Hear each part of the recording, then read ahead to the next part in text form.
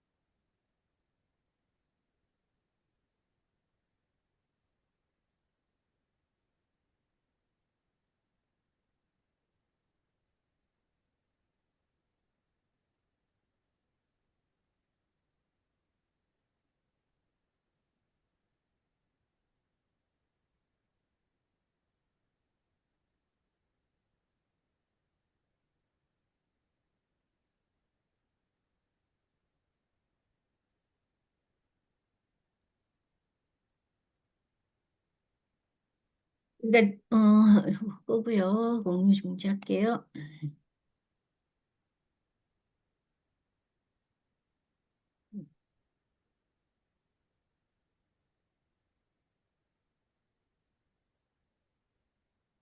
네. 우리가 지난 시간까지 계속 이제 성철 스님께서 항상 간절하게 말씀해 주시는 화두 참선할 때 어떻게 해야 된다 하는 그런 어떤 기준 이런 걸 쭉 펼쳐주셨는데요. 우리가 가장 중요한 것은 스스로가 이제 화두에 대한 믿음, 그 화두에 대한 믿음 이전에 뭐가 더 중요하다고 했습니까? 이죠? 마이크 켜주셔요. 잡으면 안 들어오는 것 같아요.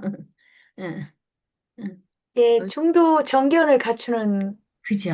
예. 문제. 그게 굉장히 중요한데 사실은 우리가 그 중도 정견에 대한 것도 너무 아름아리에만 기속시키지 그렇죠. 말고 우리가 항상 매 순간 매 순간 그 중도적인 그런 어떤 사고라 하면은 우리가 뭐 이분법적인 사고가 아닌 그것들 다 초월한 그런 상태이기 때문에 매 순간 깨어 있기. 그리고 매 순간 알아차리고 마음 챙김하는 것이 바로 중도인 것 같은데 그 중도에 대해서는 우리가 스스로가 어떤 조금씩 생활에서 이렇게 실천한다든지 체득해보고 체험해봄으로써 그것이 내꺼화 되거든요. 우리가 이렇게 계속 하고 하는 것은 어떻게 보면은 이렇게 공부라는 생각으로 하시면 이게 결국은 지식이 되고 아르마리가 되고 또 조금 더 과하게 표현하자면 아상만 높아져 가요. 내가 문자 하나 요즘은 워낙 뭐 AI 시대고 또 챗 GPT 틀면은 답이 다 나오잖아요. 그죠? 그것을 남의 얘기를 그대로 옮기는 것은 하나의 어떻게 보면 앵무새에 불과합니다. 그래서 그것을 충분한 이론 가지고 정립이 되고 나면은 매 순간순간 자기가 생활에서 직접 적용해 봄으로써 그것이 내꺼화 된다는 거. 어, 그렇게 하는 것이 중요하고요. 그렇기 때문에 본인이 알고 있는 어떤 그를 상대라든지 그 너무 거기에 이제 남한테 그것을 피력하는 것도 조금은 우리가 자제할 부분도 있다고 봐요. 왜 그러냐면 우리가 쭉 설명은 쭉 해주고 또 도반을 위해서 다양한 게 얘기는 해줄 수 있지만 그것이 자칫 잘못하면 내 아상이 될 수도 있고 또 한 가지는 그것을 상대에게 강요해주는 부분이 생길 수도 있거든요. 그래서 그 부분, 그 도반이라든지 또 어떤, 도반이 아니더라도 했을 때는 어느 정도의 가치관, 어떤 가치관이라든지 어떤 위치에 있는지도 모르는 상태에서 하면은, 내 생각, 내가 옳다는 것이 아닌 것 같아도 내 생각과 내가 알고 있는 것이 옳다고 이렇게 펼쳐 보일 수가 있을 때가 생겨요. 그렇기 때문에 우리 터키나 같이 공부하는 도반의 입장에서 보면은 이런 공간은 다 공적인 공간이다. 그죠? 사적인 공간이 아니기 때문에 도반과의 관계에서도 그렇고 모든 면에서 이것은 다 공적인 어떤 공간이라는 것도 명심하면은 훨씬 더 우리가 공부하는 데 많은 도움이 될 것 같아요. 그렇기 때문에 이게 우리가 화두 그런데 사실 어때요? 하도 요즘 이제 재미가 좀 붙으셨나요?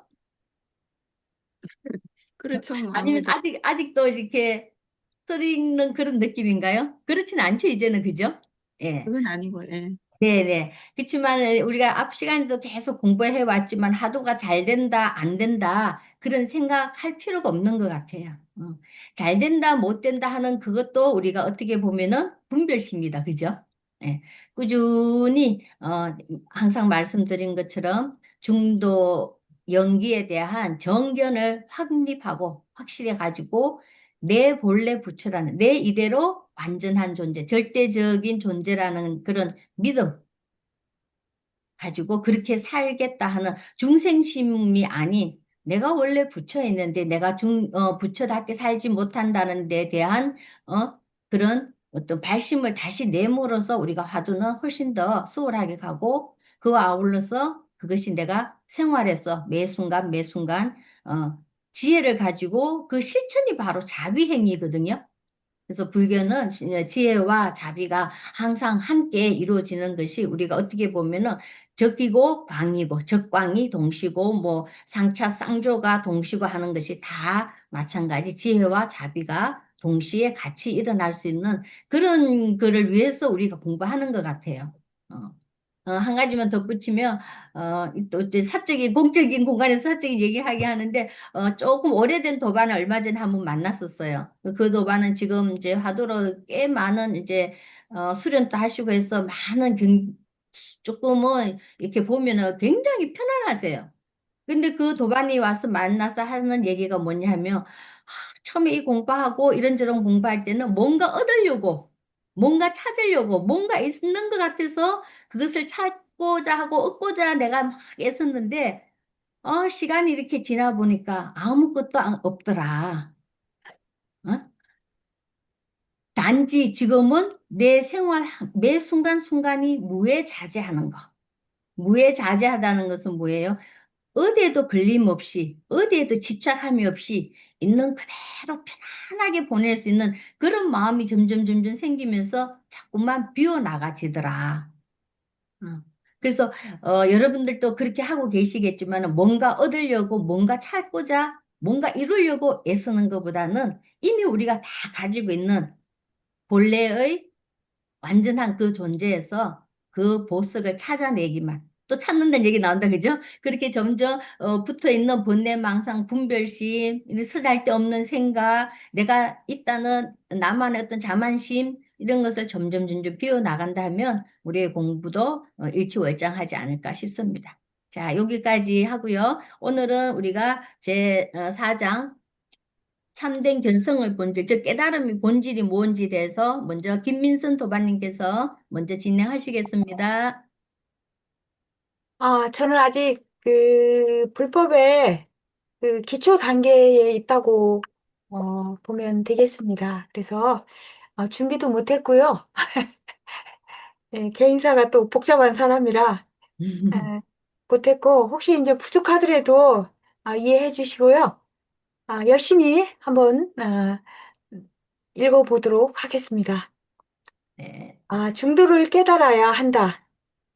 부처님이 도를 이루고 난 뒤에 함께 수행하던 다섯 비구들에게 시조로 설법하셨는데 이것을 초전 법륜이라고 합니다.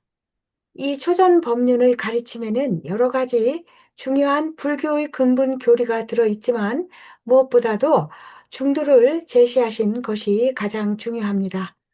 특히 최초의 중도설은 수행자의 실천에 관계하여 제시된 것이라는 점을 명심해야 합니다.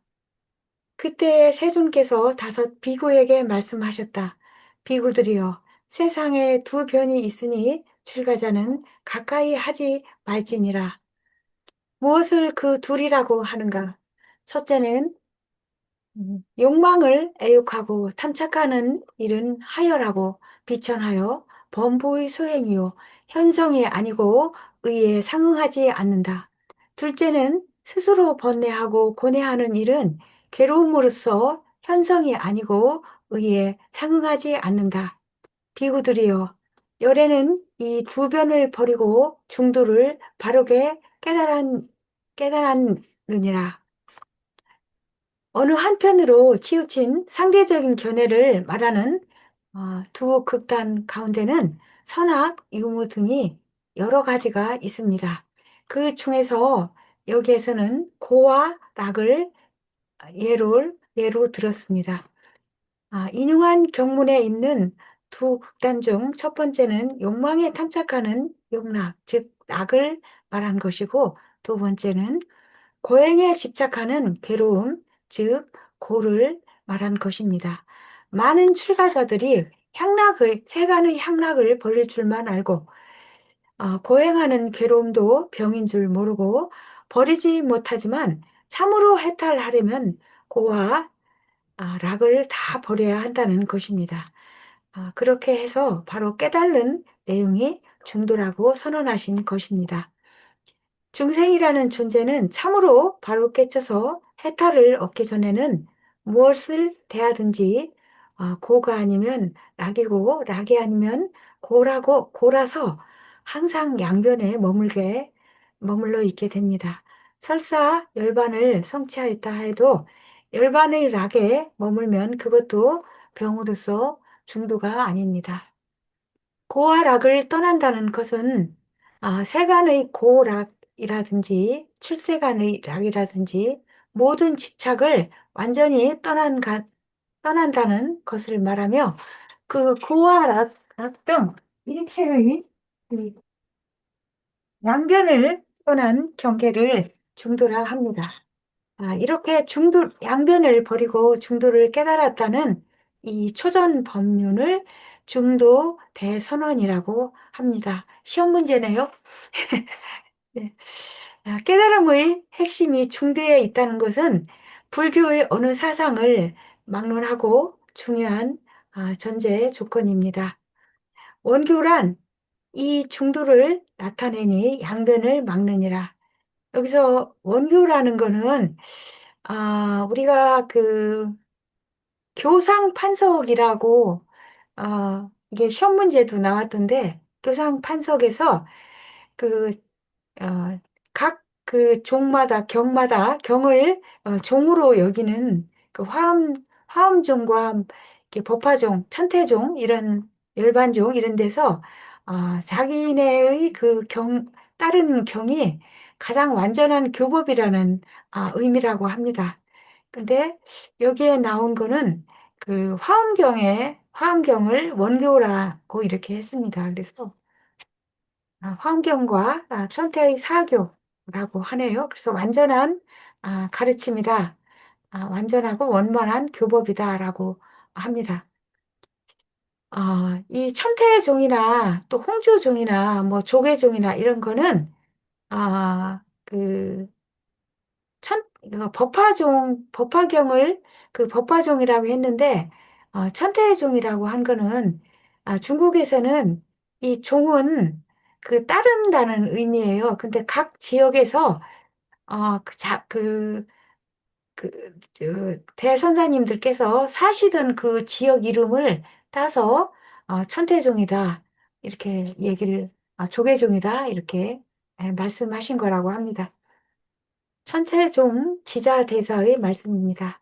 불교의 최고 원리란 중도이며, 그 중도의 내용은 양면을 다 막는 것이라는 설명입니다. 좀 더 자세하게 설명한 것을 인용해 봅니다. 마음이 이미 맑고 깨끗해지면 양면을 다 막고 바르게 중도에 들어가면 두 법을 다 비추느니라. 양변을 다 막는다는 것은 상대의 모순을 다 버리는 것을 뜻합니다. 현실 세계란 전체가 상대의 모순으로 되어 있습니다. 물과 불, 선과 악, 옳음과 그름, 있음과 없음, 괴로움과 즐거움, 너와 나 등이 그것입니다. 이들은 서로 상극이며 모순과 대립으로서 투쟁의 세계입니다. 투쟁의 세계는 우리가 목표하는 세계가 아닙니다. 우리는 평화의 세계를 목표로 하여 살아가고 있습니다. 그러나 상극 투쟁하는 양변의 세계에서 평화라는 것은 참으로 찾기 어렵습니다. 그러므로 참다운 평화의 세계를 이루고 진정한 자유를 얻으려면 양변을 버려 모순 상극의 차별 세계를 버려야 합니다. 양변을 버리면 두 세계를 다 비추게 되는 쌍조이제라고 하네요. 것입니다. 다 비춘다는 것은 서로 통한다는 뜻이니 선과 악이 통하고 옳음과 그릇됨이 통하고 모든 상극적인 것이 서로 통하는 것을 말합니다. 우리는 그것을 둘 아닌 법문, 불의 법문이라고 합니다. 선과 악이 둘이 아니고 옳음과 그릇됨이 둘이 아니고 괴로움과 즐거움이 둘이 아닙니다. 둘이 아니면 서로 통하게 되는 것이니 서로 통하려면 반드시 양변을 버려야 합니다. 화엄종의 의상 스님께서도 이렇게 말씀하셨습니다. 구경의 실체인 중도의 자리에 앉으니 예로부터 움직임이 없어 부처라 한다. 이 부분도 시험 문제였습니다. 예. 그 중도를 바로 깨친 것이 부처라는 말입니다. 그러나 최고의 교학을 가르치는 원교는 중도와 같은 말이며 중도를 바로 깨친 사람을 부처라고 한다는 것입니다. 곧 비춰서 막고 곧 막아서 비추어 양변을 다 막고 양변을 다 비추어 둥글고 밝게 일관하면 화엄 종치에 개합하느니라. 청량 스님이 현수 대사의 타면 기에 있는 여러 이론을 종합해서 내린 화엄 정치의 최후 결론 부분입니다. 양변을 버리면 양변이 융합하고 양변이 융합하면 양변을 버리는 쌍차 쌍조가 바로 화엄종의 종지라는 것입니다. 결국은 천태종이나 화엄종이나 서로 다 맞고 서로 다 비추는 쌍차 상조를 애용으로 하는 중도가 바로 불교 최고 원리라고 하는 점에는 다르지 않습니다. 쌍차, 즉 양변을 막는다는 것은 양변을 떠난다는 것을 말하며 쌍조, 즉 양변을 비춘다는 것은 양변이 완전히 융합하는 것을 말합니다. 양변이란 모두 변견인데 변견을 버리면 중도입니다. 비유하자면 하늘에 구름이 걷히면 푸른 하늘에 해가 그대로 드러난 것이고 해가 완전히 드러나 있으면 구름이 완전히 거친 것입니다. 그러므로 구름이 거쳤다는 것은 해가 드러났다는 말이며 해가 드러났다는 것은 구름이 거쳤다는 말과 같습니다. 쌍철한 양변을 완전히 여인 것이고 구름이 거쳤다는 말이고 쌍조란 양변이 서로 융합한다는 것이니 해가 드러나 비친다는 말입니다. 그러므로 구름이 거쳤다는 것은 바로 해가 드러난 것이며 해가 드러났다는 것은 구름이 거쳤다는 것입니다. 그러니 쌍차가 바로 쌍조이며 쌍조가 바로 쌍차입니다. 그러면 선종은 어떠했는지를 살펴보겠습니다. 육조 스님께서 입적하실 때에 제자들에게 말씀하셨습니다. 너희들은 보통 사람들과는 달라야 하니 내가 인멸하고 난 뒤에도 각각 한 곳의 스승이 되어야 한다. 내가 지금 너희들에게 법문하는 방법을 가르쳐 선종의 근본 총지를 잃지 않게 하겠노라. 오름지기 삼과 법문과 동용 36대를 이 삼과 법문은 개정해를 뜻하고요. 동용 36대는 그 움직일 동자를 쓰지만 한 가지 동자를 쓰기도 한다고 그래요. 해석본에 따라서 다르게 되는데 우리나라는 아, 움직일 동을 많이 쓴다고 합니다. 아, 그리고 이 동용 36대는 밖으로 드러나는 위용 18대와 안의 내용 18대를 이야기한다고 해요.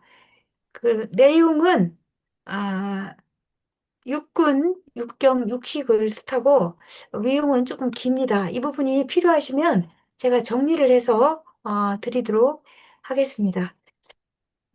들어감에 나오고 들어감에 양변을 떠나고 일체법을 설할 때에 자성을 여의지 마라.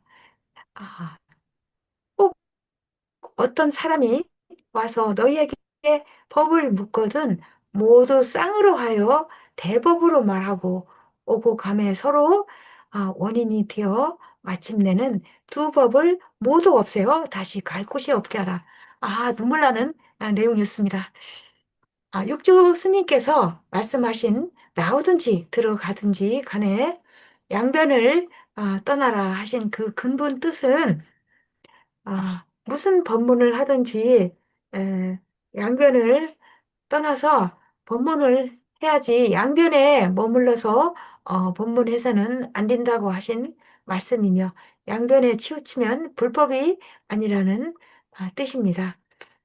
쌍으로 하여 대법으로 말하라고 하신 것은 누가 법을 물어오면 예컨대 누가 있음을 물으면 없음을 들어 쌍으로 대답하여 언제든지 상대로 말하라는 것입니다.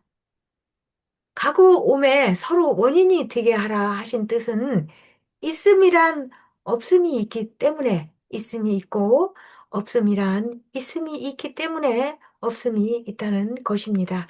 모름지기 세간의 법은 모두가 상대법이어서 독립적으로 성립되지 않습니다. 상대법이란 결국은 영원한 것이 아니라 나타났다가 사라지는 것입니다. 이것은 불법이 아니기 때문에 아, 구경에 가서는 두 법을 모두 버려 양변을 떠나 버린다는 것입니다. 다시 갈 곳이 없게 하라 하신 뜻은 그렇게 해서 상대법이 다시는 발도 못 붙이게 뿌리를 뽑아 버려야 한다는 것입니다.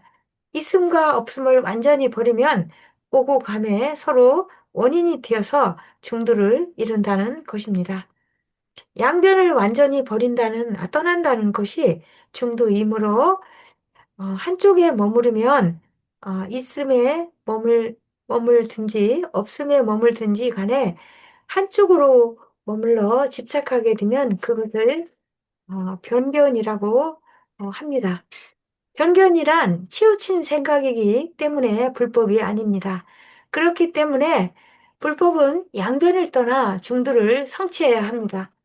그러므로 누구에게 설법을 할 때도 중도에 의거해서 설법을 해야지 중도를 벗어난 설법을 하면 불법의 종지를 잃어버리게 된다는 뜻입니다. 아, 그 이후 선가에서도 조사 스님들이 많이 나오고 깊은 법문이 많았지만 그 표현 방법은 달라도 육주 스님의 마지막 말씀과 같이 중도라는 근본 종지를 벗어나서 설법을 한 사람은 한 사람도 없습니다. 육주 스님의 가르침을 충실히 실천한 사람들입니다. 먼저 선종 종파 가운데서도 제일로 가는 임재종의 개조인 임재 스님은 중도를 어, 다음과 같이 표현하였는데요. 어떤 것이 참다운 부처이며 참다운 법이며 참다운 도인지 에, 대답해 주기를 바랍니다. 부처란 음, 마음이 청정하며 법이란 마음이 광명하며 도란 어디에서나 청정과 광명이 걸림이 없습니다. 참 친절하시죠?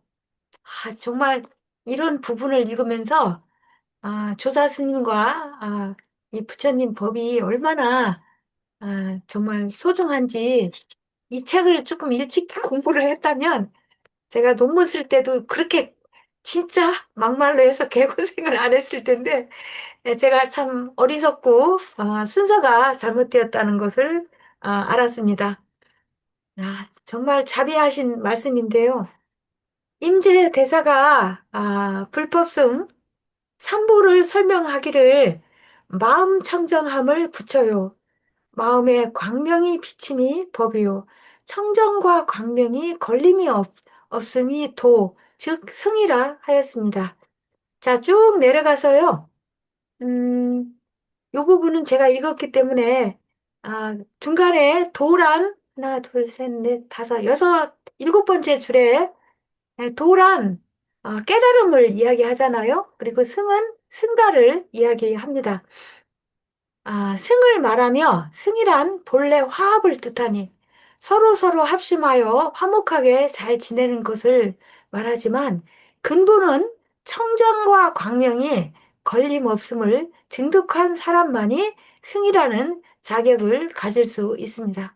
참 이런 거를 우리 스님들이 좀 음, 가슴에 새기셨어야 되는데 저도 가슴에 아주 사무치게 새겼습니다. 예.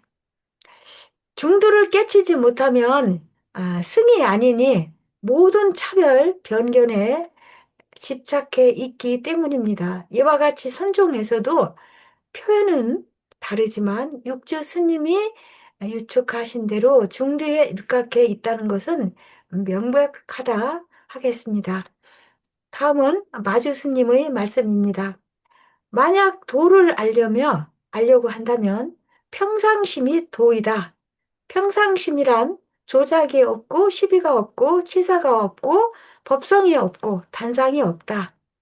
경에서도 범보행이 아니며 현성행도 아닌 것이 아, 보살, 보살이니라라고 하셨다. 즉, 이 평상심이란 중도심을 말씀하신다는 것입니다. 단지 지금과 같이 행주자화와 응기전물할 때 전체가 다 도이다. 도 이대로가 법계이니 내지 항아사 같은 묘한 작용이 법계를 벗어나지 아니한다. 만약 그렇지 않다면 어찌 이것을 심지법문이라 하며 무진등이라 할 것인가? 일체 만법이 다 신법이요. 모든 이름이 신명이니 신명이니 만법이 마음을 따라서 일어난다. 마음이란 만법의 근본이다.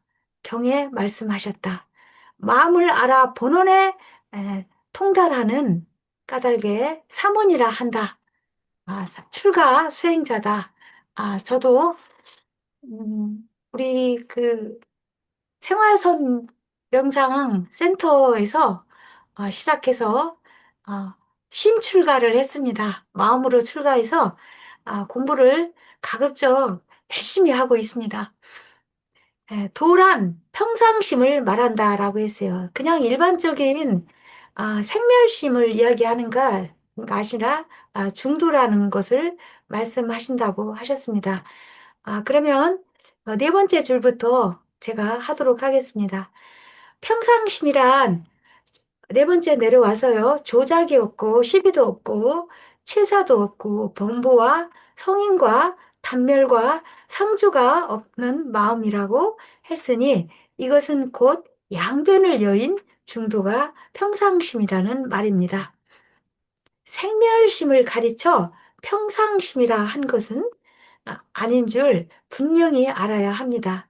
가거나 머무르거나 앉거나 눕거나 기틀에 대응하고 물건을 접촉함이 다 도라고 한 것은 중생의 없이 만견을 만견을 말하는 생멸심이 아니라 진여 대용을 말하는 것입니다.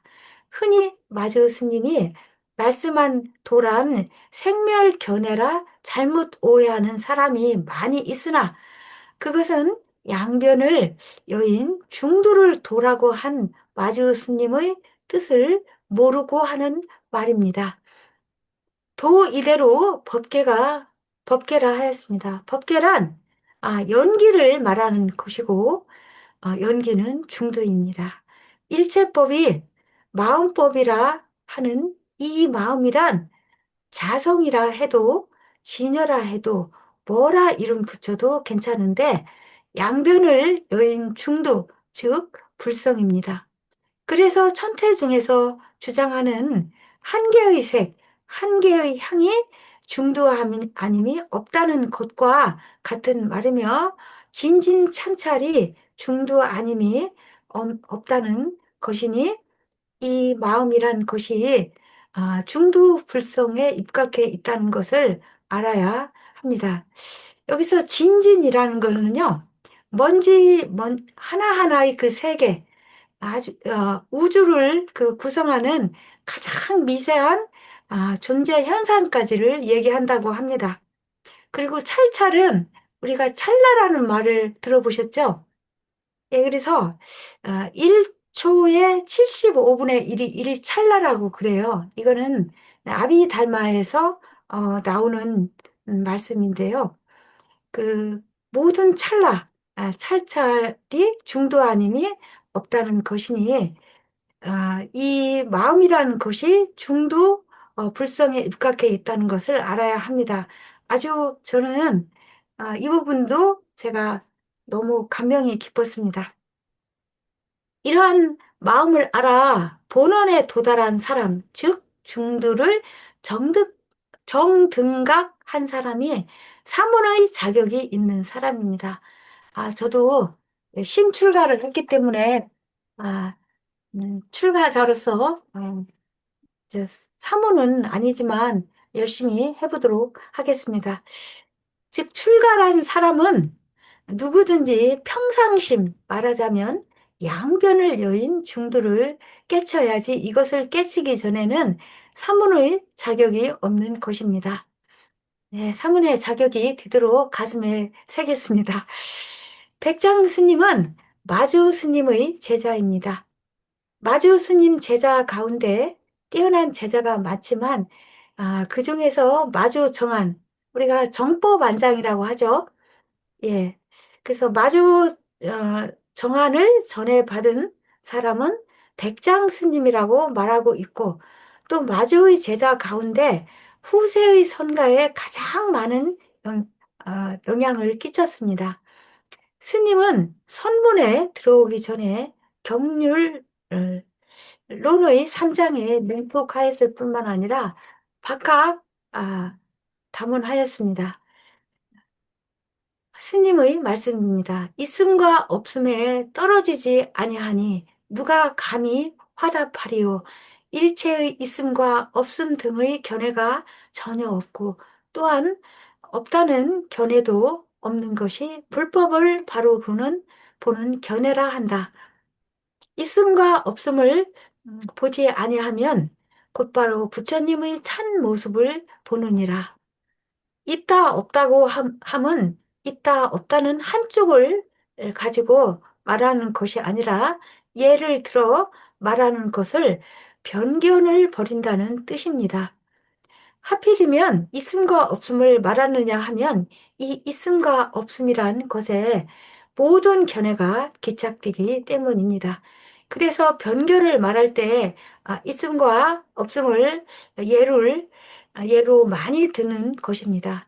또 일체의 있음과 없음의 두 견해 등이 없다고 하면 또 없다는 것에 집착하게 되니 없다는 그 생각이 있으면 그것도 변견이므로 없다는 견해도 고집하면 안 된다고 하였습니다. 참 자비하시게 설명을 잘 해주셨죠?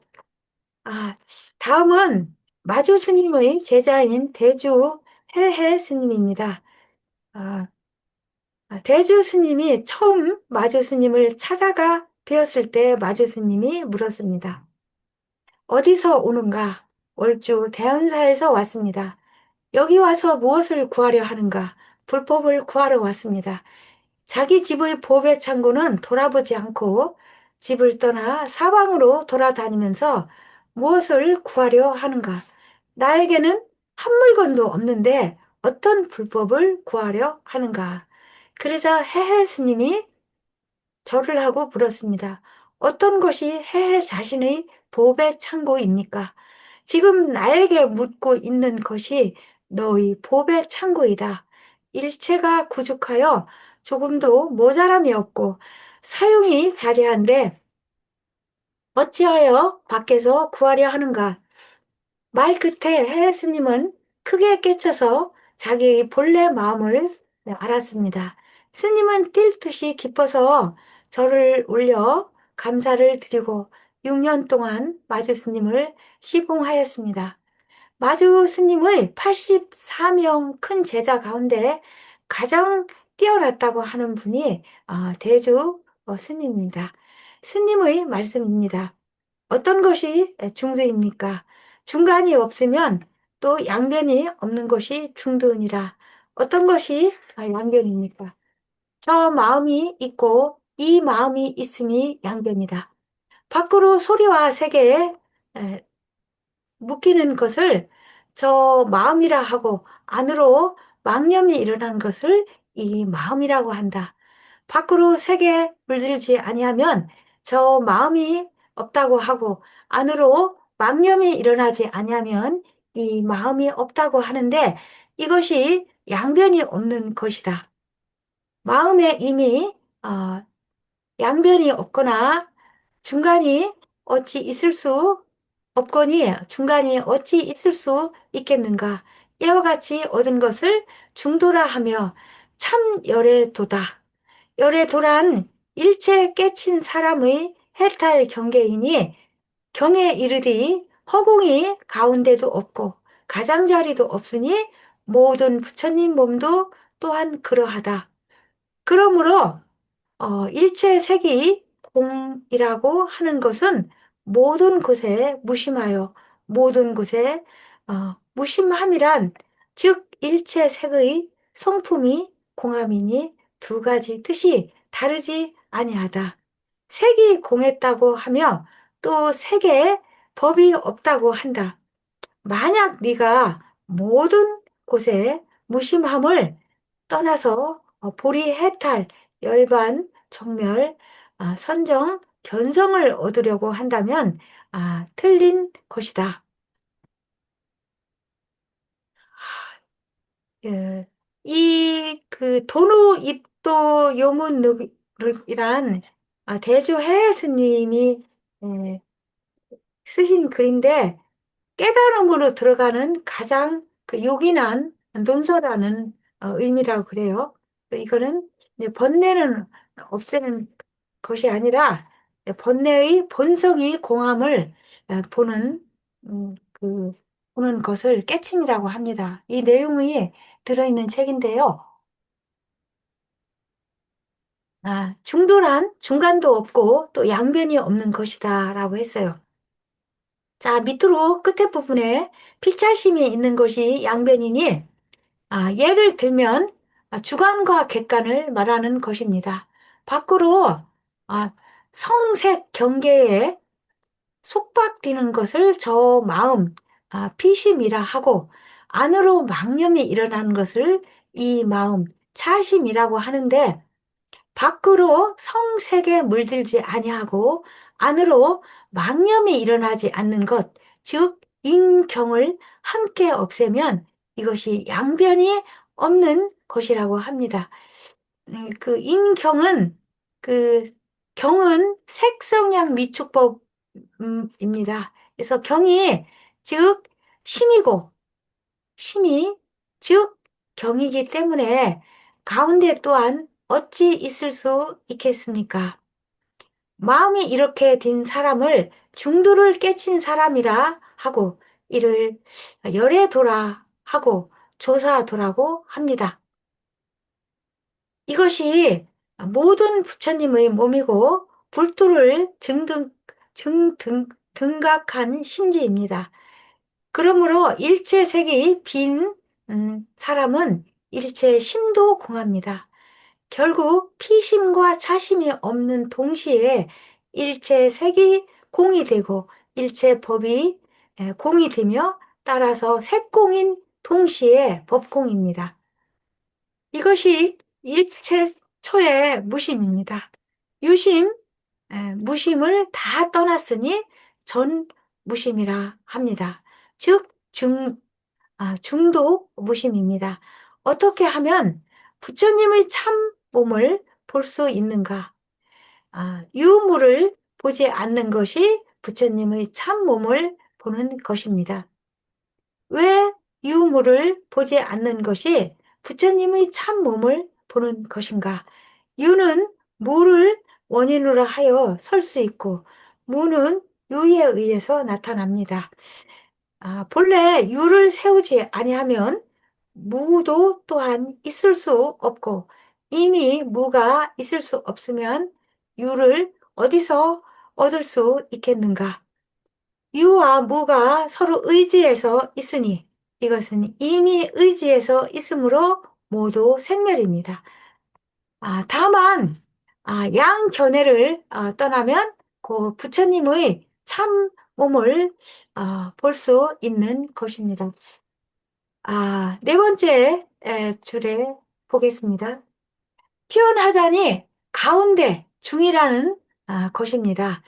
가운데서도 설 수 없는 그것을 억지로 이름 붙여 가운데라고 하는 것이지 가운데에 설 수 있는 곳이 있다면 그것도 집착이며 변견이 되고 맙니다. 이처럼 큰 스님들도 불법의 근본을 말할 때는 양변을 떠난 중도를 밝히신 것을 확실히 알 수 있습니다. 그래서 쭉 끝부분에 결국 불교에서 깨달았다는 것은 중도를 깨달았다는 말입니다. 견성이 바로 성불이다. 이 부분도 제가 끝까지는 못 읽었는데, 눈물 나게 정말 감사했고, 가슴에 사무쳤습니다. 중도는 생과 멸을 따르지 않는 우주의 근본 이치고, 또한 불성, 법성, 자성, 진여, 법계, 마음 등 여러 가지로 표현되기도 합니다. 따라서 중도란 곧 마음자리를 말하는 것이고, 중도를 깨쳤다는 것은 우리의 마음자리, 근본 자성을 바로 보았다는 말로서 이것을 견성이라고 합니다. 따라서 견성이란 근본 마음자리를 확연히 깨쳐 즉 중도의 이치를 깨달아 부처가 되었다는 뜻으로 쓰는 말입니다. 한데 요즘 한간에서 견성이란 단어를 사용하는 사례를 살펴보면 견성의 본뜻과 아주 거리가 먼 경우가 허다합니다. 예를 들자면 유럽을 여행하다가 일본인이 운영하는 선빵을 견학하고 온 사람이 이런 이야기를 들려준 적이 있습니다. 많은 유럽 사람들이 선방에 모여 참선을 하고 있는데 좌석 배치가 견상한 사람과 견상하지 않은 사람 좌석이 이렇게 배치가 달랐나 봐요. 근데 대부분 좌석에 견상하지 못한 쪽 못지않게 많은 사람들이 견상한 쪽으로 앉아 있더라는 것입니다. 그런데 견성한 사람이 그렇게 많은 것이 하도 신기해. 당신 정말로 견성했습니까? 라고 보았더니 스승으로부터 인가를 받았다는 것입니다. 그래서 도대체 무엇을 깨닫고 무엇을 인가받았느냐 되물었더니 자기는 스승으로부터 점검을 받고 부자 화두를 탐구해도 된다고 허락받았다는 것입니다. 그래서 자기는 지금 무 할 줄 안다고 대답하더랍니다. 그러니 결국 그들이 말하는 견성이란 사람과 견성하지 못한 사람의 차이는 무 할 줄 아는 사람과 무 할 줄 모르는 사람의 차이였다는 것입니다. 조금 우리하고는 좀 다르죠? 자, 그래서 조금 내려와서요. 아, 흔히 참선하다가 기특한 소견이 생기면 그것을 두고 견성했다거나 한수식 했다고들 하는데 정작 만나서 살펴보면 견성하지 못한 사람하고 똑같습니다. 과연 무엇을 깨쳤냐? 점검해 보면 제 홀로 망상에 휩싸여 생각나는 대로 함부로 떠드는 것에 불과합니다. 견성에 대한 그릇된 견해와 망설은 자신만 그르치는 것이 아니라 선종의 종지를 흐리고 정맥을 끊는 심각한 병폐입니다. 요즘 박 교수님께서도 말씀하셨듯이 유튜브도 우리가 선별해서 봐야 한다는 내용이 담긴 것 같습니다. 변성하면 곧바로 부처라는 것은 선종의 명백한 종지입니다. 하지만 견성하고 나서 부지런히 갈고 닦아 부처가 된다고 알고 있는 사람들이 많습니다. 부산에서 서울 가는 일로 비유를 들자면 저 삼랑진쯤이 견성이고 거기서 길을 바로 들어 부지런히 달려 서울에 도착하는 것을 성불로 생각합니다. 저도 사실은 이렇게 알았거든요.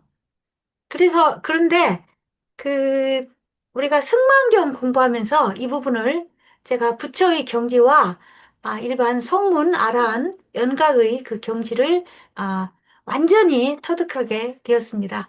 참 감사한 공부죠. 예, 제가 너무 감사했습니다. 그래서 어제 밤에 제가 완전히 이 부분을 이해를 해서, 제 그동안 너무 제 아르마리가 부족했고, 잘못 알고 있었다는 것을 다시 한번 사람이 아는 만큼 보이잖아요. 그래서 알게 됐습니다. 자, 그러면 견성한 뒤 닦아서 부처가 된다는 것은 견성의 내용을 몰라서 하는 말입니다. 서울 남대문 안에 두 발을 들이고 나서야 견성인지, 견성이지 그 전에는 견성이 아닙니다. 견성하면 그대로 부처지, 닦아서 부처된다고 하는 이는 제대로 견성하지 못한 사람입니다. 이 경지는 부처님의 경지고 조사 스님들의 경지인 것 같아요. 네, 일반 스님들이나 일반 원보 중생들의 그 견성하고는 좀 차원이 다른 경지라고 할 수 있겠습니다. 부처님 팔만대장경은 중생들의 병을 치유하기 위한 약방문입니다. 환자야 약방문이 필요하지만 병의 근본 뿌리까지 완전히 제거한 이에게 무슨 약방문이 필요하겠습니까? 예, 진여 자성을 확연히 깨달아 무심의 경지에 이른 사람, 즉 성불한 사람에게는 어떤 가르침도 어떤 수행도 필요하지 않습니다. 부처님의 8만 대장경도 조사의 1700 공안도 모두 필요 없는 그런 사람이 견성한 사람입니다. 역으로 가르침이 아, 필요하고 수행이 필요하다면 그는 구경무심을 체득하지 못한 사람이고 견성하지 못한 사람입니다. 제8 아레아식의 근본 모면까지 완전히 제거되어 구경의 묘각을 성취한 것이 견성이지, 그러기 전에는 견성이라 할 수 없습니다. 이 묘각은 등각이라고도 어, 합니다. 그래서 종파를 초월해 대조사로 추앙받는 마명보살의 대승기신호는 대승의 표준이 되는 불교 총론으로 공인된 책입니다. 기신론에서도 십지보살을 지나 등각의 금강유정에서 육추는 물론 삼세의 미세한 망령까지 완전히 끊어져야 그때 견성했다고 한다고 하면서 미세한 망상이 완전히 제거된 묘각, 즉 구경각만이 견성임을 분명히 에, 하였습니다. 그래서 육주는 6가지 거친 그 번뇌, 무명을 말하고 그다음에 삼세는 3가지 미세한 번뇌를 말한다고 합니다. 아, 육주 단경은 견성을 종치로 하여 법을 설했습니다. 그 중심 사상은 마음을 알아서 성품을 본다는 것인데, 네, 마음을 안다는 것이 견성한다는 것이고, 견성한다는 것은 마음을 안다는 것이니, 마음과 다르게 성품이 없고, 성품과 다르게 마음이 없다는 말입니다. 여기서 마음이란 진여심을 말하고, 성품이란 불성을 말합니다. 또 진여심이란 유모의 대립을 여인 중도입니다. 우리가 마음을 안다든지 성품을 본다든지 하는 것은 바로 유무를 여인, 중도를 여인 것이며 중도를 본 사람이 부처님 도를 성취한 사람입니다. 누구나 공부를 한다거나 법문을 듣는다든가 무슨 기연을 만나 어떤 기에 즉시로 크게 깨친다는 것은 자기의 본래 마음을 본다는 것이지 다른 것이 아닙니다. 부처님이나 중생이나 다 같이 가지고 있는 본래 마음, 본래 가지고 있는 불성을 얻는 것이지 깨쳤다고 해서 딴 것을 얻는 것이 아닙니다. 다만 나에게 있는 물건을 도로 찾았을 뿐입니다. 육조 스님도 내가 오조 홍인 화상 밑에서 한 번 듣고 말 끝에 크게 캐쳐서 진여 본성을 찰나간에 보았다고 하였습니다. 진여 본성을 찰나간에 보았다고 하였는데 찰나간이란 시간 간격을 두지 않은 눈 깜짝할 사이를 말합니다. 그러니까 1초를 75분의 1을 찰나간이라고 하는데 이 찰나간에 육주 스님이 깨쳐 있었다니 정말 우리가 조계종이 육주 해능선사의 법맥을 따를 만도 우리가 하잖아요. 예, 정말 감사했습니다. 예, 견성했다고 하면서 정을 닦느니 해를 닦느니 하는 것은 아직 미세망상이 남아 있는 것입니다. 그건 견성이 아닙니다. 더 이상 배우고 익힐 것이 없는 한가로운 도인, 한도인이라고 하죠. 해탈한 사람이 되기 전에 제가 좀 여기 줄을 좀 치겠습니다. 는 견성이 아닙니다. 네. 이것이 내가 말하는 화두 참고법의 근본 사상입니다. 변성하면 즉 성불이라고 일러주면 육조 스님도 16년 동안 보임하셨는데 무슨 가당치 않은 말씀입니까라고 이렇게 반박하는 이들이 있습니다. 그러나 육조 단경을 살펴보면 오조도 육조를 인가할 때 견성하면 곧 천인사 불이라고 말씀하셨지, 견성했으니 더욱 부지런히 닦고 이렇게 성불하라고 말씀하진 않으셨다고 해요. 그 견성을 하면 부처님 경계를 볼 수 있는 것이고 부처님 지위에 오른 것이니 결국은 성불이 견성이고 견성이 성불입니다. 저도 견성 따로 있고 성불 따로 있는 줄 알았거든요. 그래서 성불이 완전한 거 견성은 아닌 줄 알았는데 여기를 보면서 제가 완전히 또 이 부분도 이해해서 행복했습니다. 읽으면서. 그래서 누구든지 견성하면 이것이 바로 성불인 것입니다. 육조 해능 대사가 오조 홍인 대사로부터 인가를 받고 16년 동안 숨어 산 일을 두고 오조 휘하에서 견성하고 16년 동안 보임한 것이다 라고 하고 주장하는 것은 정말 어처구니 없는 망설입니다. 당시 가사와 바루를 전해받은 해능 스님을 희귀 질투한 무리들이 육주를 시해하려고까지 했었습니다.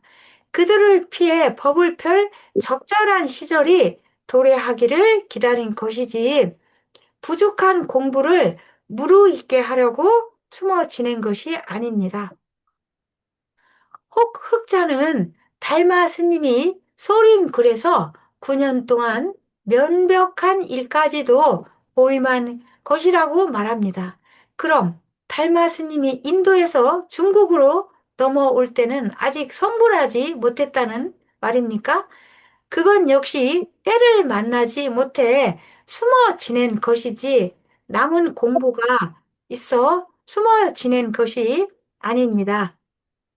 여러 전적들이 증명하다시피 달마 스님이 중국으로 넘어오기 전에 스승으로부터 인가받고 성불한 것은 의심의 여지가 없는 사실입니다.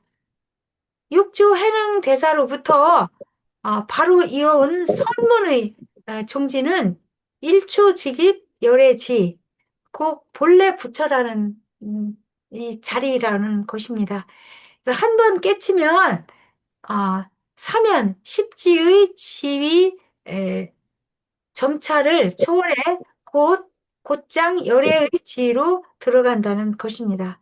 그러면 혹자는 사면십성의 지위를 거치는 데에도 삼아승 직업의 세월을 지나야 한다고 했는데 그 긴 세월을 어떻게 단박에 뛰어넘을 수 있겠는가 하고 의심하며 믿으려 들지 않습니다. 그러나 비행기를 생각해 봅시다.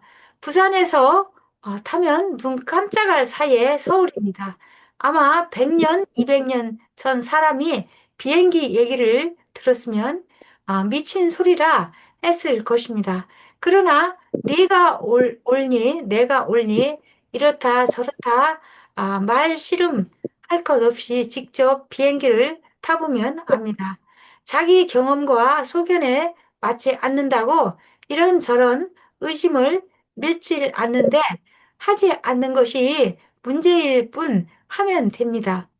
단박에 열애의 땅을 밟는 이런 묘방이 있음을 알고 속는 셈 치고라도 한번 해봅시다. 해보면 부처님 말씀이 거짓이 아니고 역대 조사 스님들의 말씀이 거짓이 아니고 해인사 노장의 말이 거짓이 아니었음을 스스로 알게 될 것입니다. 고조의 분명한 말씀을 확실히 믿고 화두를 부지런히 들어 비행기 타고 서울 가득 자성을 확연히 깨쳐 단박에 다 같이 성불합시다. 감사합니다. 저는 이- 저 끝까지는 지금 저기 했는데요. 중간까지 읽으면서 정말 가슴이 뜨거워지고 행복했습니다. 그래서, 아주 행복해지고 오늘은 끝부분만 31쪽만 봤어요. 이게 무슨 뜻인가 하고. 네, 오늘 완전히 제가 읽으면서 이렇게 알게 돼서 음, 제가 감사하고 우리 선생님들한테 우리 도마님들한테 제가 감사드리고 함께 해주셔서 너무 감사하고 또 이 공부를 할 수 있어서 너무 감사합니다. 제가 박수 쳐드리겠습니다. 우리 도마님, 교수님 감사합니다. 네, 네, 김민선 도반님, 내용이 조금 긴에도 불구하고 같이 읽어주시고 또 중요 부분, 또 본인의 그 느꼈던 감정까지 잘 표현해 주셔서 너무너무 감사합니다.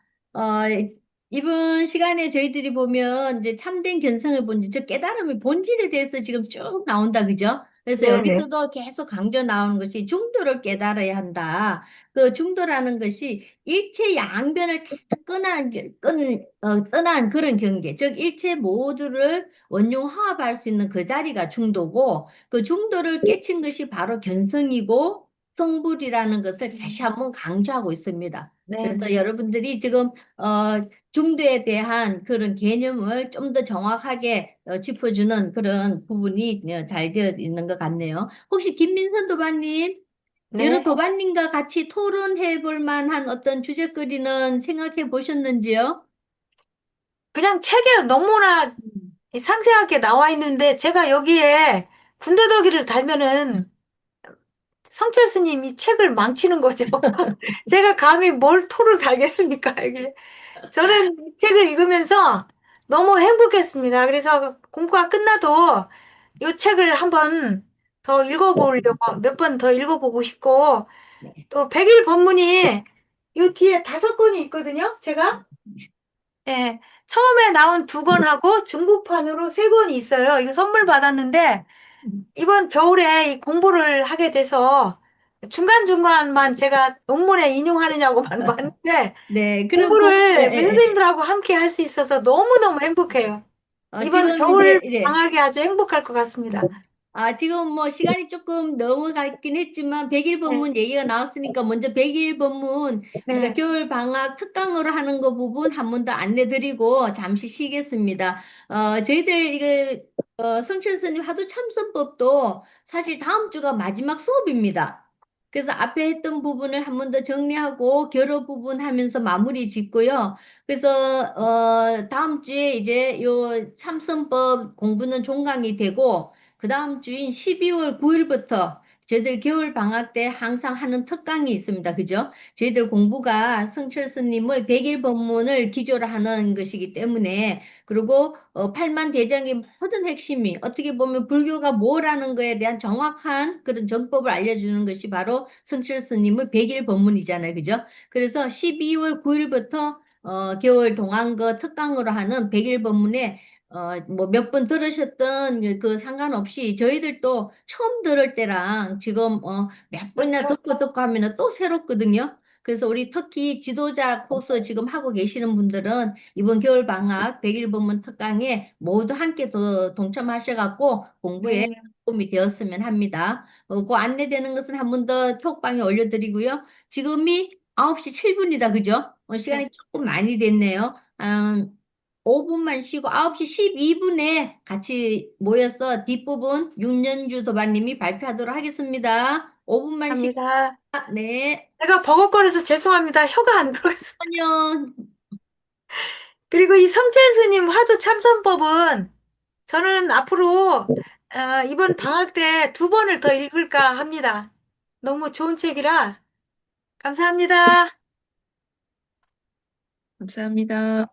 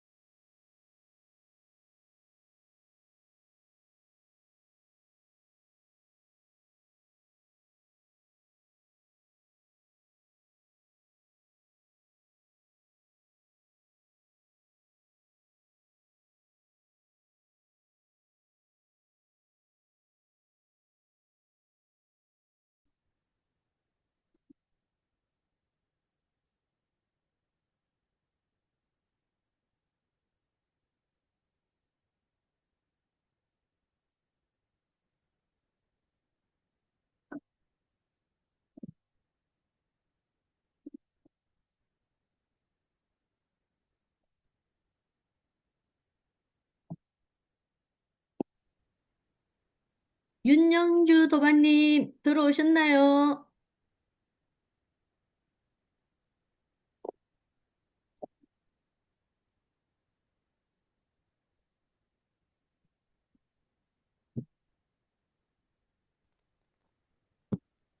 네, 네네. 앞에 내용이 조금 길다 보니까 시간이 조금 넘어갔다, 그죠? 자, 이번에는 윤영주 도마님께서 견성은 무념무시입니다부터 해주시겠습니다. 네. 견성은 무념무심. 무념무심 주제는 우리가 하도 참선하는 핵심 원리로서 가장 정교하게 표현이 되어 있는 것입니다. 무념 의미 여러분 너무 잘 아시죠? 하지만 살짝 짚어보면 무념 의미는 생각이 아예 없다는 뜻이 아니죠. 그래서 무념에 대한 대상에 대한 집착이 없음을 말하는 것입니다. 무심은 마음이 텅 비었다는 뜻이고 주체에 대한 분별이 없음을 설명하고 있습니다. 자, 이제부터 성철 스님의 말씀을 접하게 합니다. 견성은 무념무심.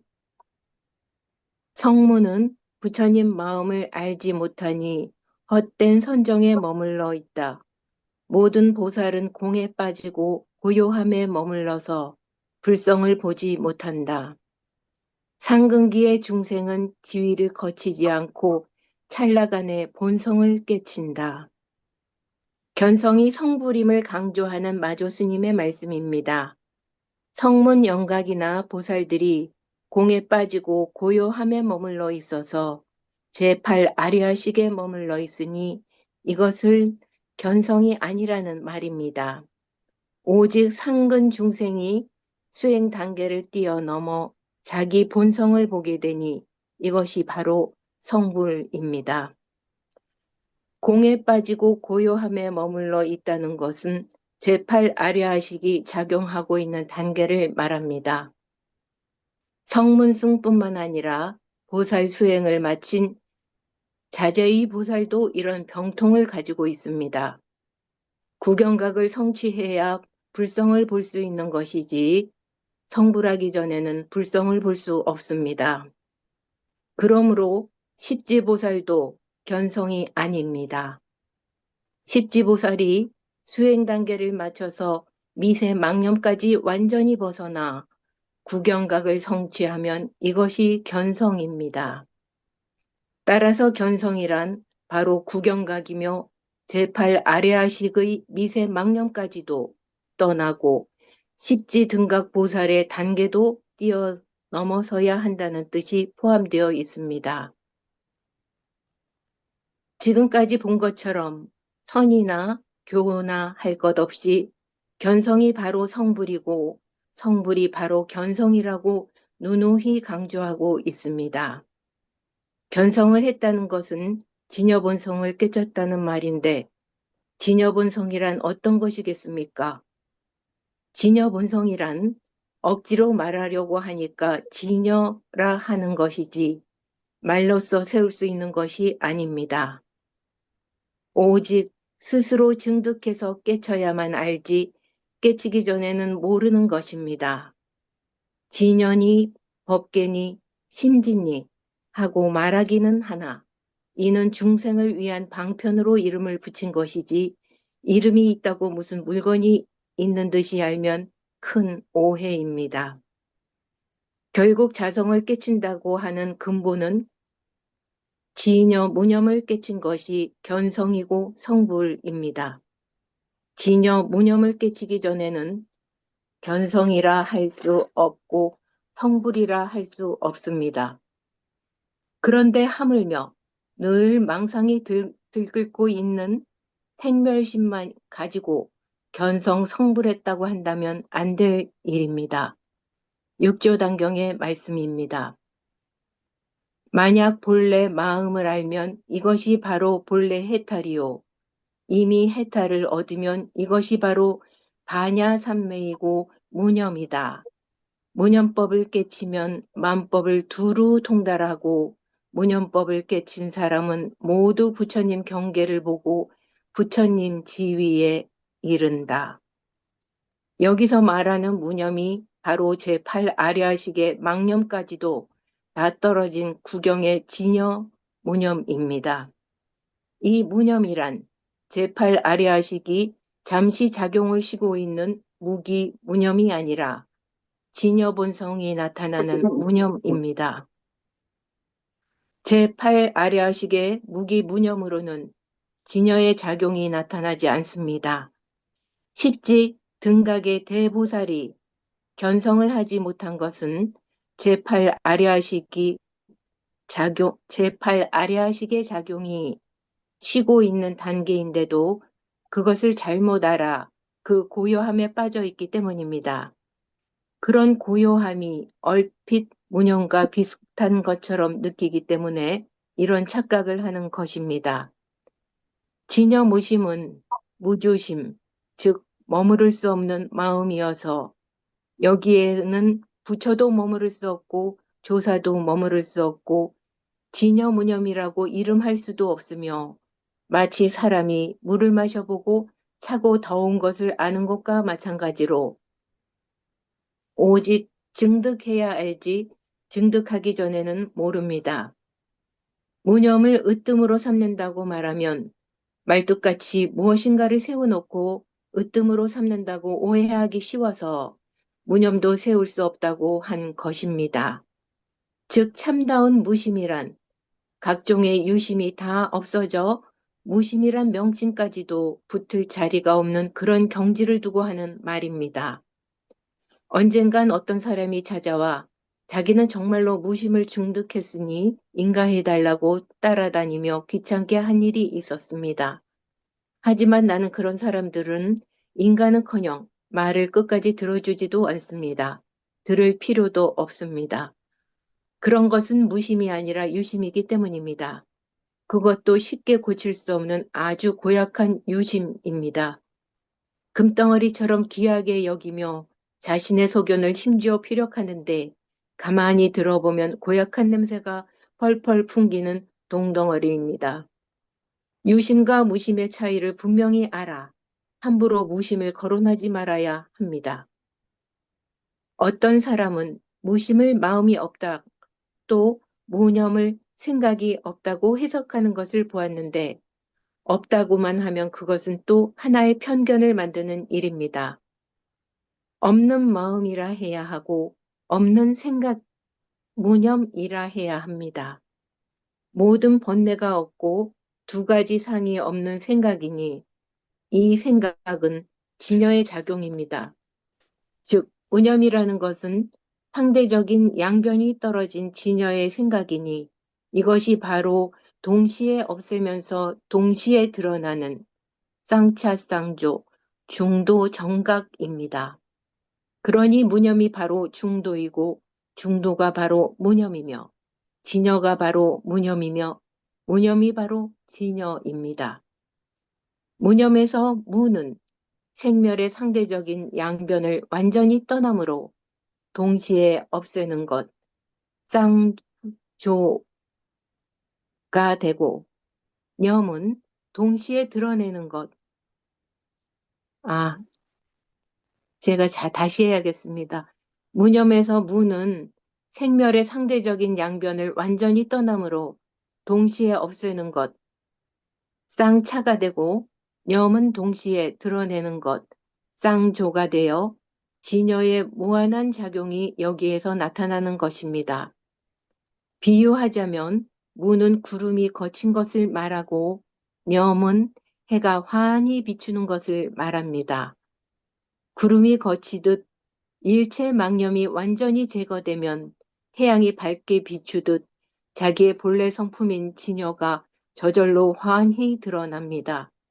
따라서 진여의 정념이 무념이지 목석과 같은 것이 아님을 알아야 합니다.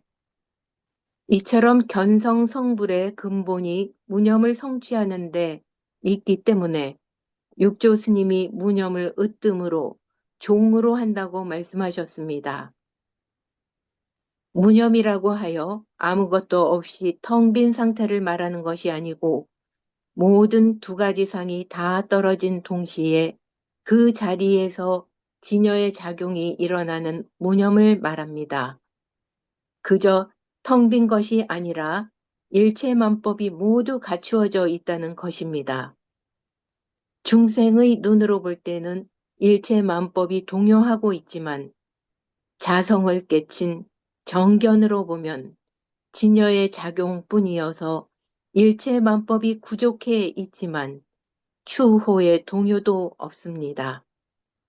자성이란 청정하고 생멸이 없고 일체가 구족하고 본래 동요가 없으며 일체만법이 건립되어 있는 것이라고 아는 것이 진여자성을 바로 깨친 것이지 조금이라도 치우치게 되면 자성을 깨치지 못한 동시에 변견에 떨어진 외도가 되어 버립니다. 그 다음 대원경지. 크게 죽은 가운데서 살아나서 구경각을 성취한 것이 또 견성인데 그 견성은 대원경지를 내용으로 합니다. 대원경지란 제8 아래와 무기식이 다 끊어지고 진여본성이 발현함을 말하는 것입니다. 구경각을 성취한 자리, 즉 자성을 깨친 그 자리는 교가에서 말하는 바와 같이 선가에서도 대원경지라고 표현하는데 교리적 이론이나 실지 체험한 선에서나 구경이 대원경지에 있다는 것은 조금도 다름이 없습니다. 위산이 양산에게 말하였다. 나는 대원경지를 종요로 삼아서 세 종류 생을 벗어나니 소위 상생과 상생과 유주생이다. 상생은 생각하는 마음이 어지러우며 상생은 생각하는 바의 경계가 뚜렷하게 나타나며 미세한 유주생은 함께 티끌 때가 되었느니라. 인천 안목 출처입니다. 주관적으로 일어나는 것이 상생이고 객관적으로 나타나네 보이는 것이 상생입니다. 주관과 객관이 완전히 떨어지면 제8 아래야로 들어가는데 이것을 미세유주라 합니다. 실지에 있어서는 생각하는 마음과 생각의 대상인 육진 경계를 완전히 벗어나서 대무심지에 들어가면 그 작용이 미세해서 보통 중생은 알 수 없을 뿐만 아니라 자재위 이상의 대보살들도 잘 모르니 그것을 미세유주라 합니다. 미세유주를 벗어나야만 대원경지가 드러나는 것이니 설사 대무심지에 머물렀다 해도 미세유주 속에 그대로 머물러 있으면 죽어서 살아나지 못한 것이니 산송장이며 눈을 바로 뜬 사람이 아닙니다. 그래서 누구든지 공부를 하려면 무분별심인 미세유주까지도 뿌리를 뽑아버려야만 공부를 성취한 사람이고 대원경지를 성취한 사람이며 법을 바로 깨친 사람입니다. 견성하면 마음을 깨치면 그만이라 하지 않고 대원경지를 으뜸으로 삼는다 함은 대원경지는 과상이니 여기 과상은 수행의 공으로 진리를 깨닫고 얻은 자리를 과상이라고 합니다. 불가를 증득해야 대원경지가 성립되는 것임을 구체적으로 자세히 설명하기 위해서이니 이것으로도 견성이 과상의 불지임이 분명합니다. 갓난아기가 비록 육식을 두루 갖추고 있어 눈으로 볼 수 있고 귀로 들을 수 있으나 아직 육진을 분별하지 못하고 좋고 나쁨과 장단과 시비득실을 모두 알지 못한다. 도를 배우는 사람도 이 갓난아기와 같아져서 영역과 공명과 거슬리는 감정과 좋은 경계가 그를 동요시키지 못하며 눈으로 색을 보되 맹인과 같고 귀로 소리를 듣되 기머리거리가 같으며 어리석고 어리석은 것 같아서 그 마음이 동요하지 아니함이 수미산과 같아야 한다. 지음과 인연의 생각이 없으며 푸른 하늘이 넓게 덮음과 같고 두터운 땅이 넓게 떠받치는 것과 같으니 무심인 까닭으로 만물을 잘 길러 이와 같이 공용이 없는 가운데 공용을 베푼다. 비록 이러하나 또다시 굴 속에서 뛰어나와야 옳다. 벼감록 출처입니다. 갓난아기는 대무심지에 든 사람을 비유한 것입니다. 무심인 까닭에 공용을 베푼다 해도 그것은 아직 대무심지에 머물러 있는 것이어서 죽었으나 살아나지 못한 것입니다. 제8지 부동지 보살이 오매이려가 되어 대무심지에 들어 무공용지가 현전하였다 해도 아직 제8 아래야 미세유주가 있으니 모름지기 이것을 벗어나야 쾌활하고 자제하니 곧 죽어서 살아나는 것입니다. 여기서 살아나지 못하면 조사의 공안도 모르는 것입니다. 원호 스님이 대해 스님에게 언구를 의심하지 않는 것이 큰 병이라 하고 아무리 무공용지에 들어가서 참말로 자기가 자제한 것 같지만은 여기서 살아나지 않을 것 같으면 불법은 꿈에도 모르는 것입니다. 오직 고인의 화두를 참고하여 깨쳐서 참으로 크게 살아야 합니다. 맑고 공적하여 둥글고 밝아 움직이지 아니함이 대원경지이니라. 도노입도 요문론. 맑고 고요하여 공적한 여기서만 머물러 있는 것이 아니고 둥글고 밝아 움직이지 않는 것이 있습니다. 적이 쌍조하고 조이 쌍차해서 죽은 가운데 살고 산 가운데 죽은 사조 동시가 되어야만 이것을 대원경지라 합니다. 계속 읽어나가 죄송합니다. 안팎이 훤히 밝다. 견성하면 이제 지혜의 빛을 뿜어냅니다. 이것을 달리 안팎이 환히 밝다. 내외 명철이라 하고 상적상조라고 합니다. 대반야가 비추니 해탈의 깊고 깊은 법이로다. 법신의 정멸체가 세세 하나의 이치가 원흉하다. 공행이 같은 곳을 알고자 하면 이를 상적광이라 하느니라. 남전 스님의 제자되는 장사경잠 868년에 귀천하셨습니다. 선사의 개송입니다. 대개 상은 법신이요, 적은 해탈이요, 광은 반야에 비유합니다. 그래서 상적광이라 하면 법신과 해탈과 반야 이 세 가지가 하나로 원흉무해한 것을 말합니다. 적이라 하면 분별망상은 말할 것도 없고 제8 아래야 미세념까지도 완전히 끊어져 없어진 곳을 말하는 이만큼 이것이 대원경지이니 상적광이 여기서 성립되는 것입니다. 내가 사라쌍수 사이에서 대정멸정에 들어 본원으로 돌아가 시방 3세의 모든 부처님과 더불어 법계에 상주하여 항상 고요하고 항상 비추느니라. 선원제전집 도서 출처입니다. 부처님 경계라는 것은 살았거나 열반하였거나를 막론하고 미래겁이 다하도록 상적상조한 이 경계 가운데에서 백억 화신을 낮추어서 일체 중생을 제도하는 것이 근본입니다.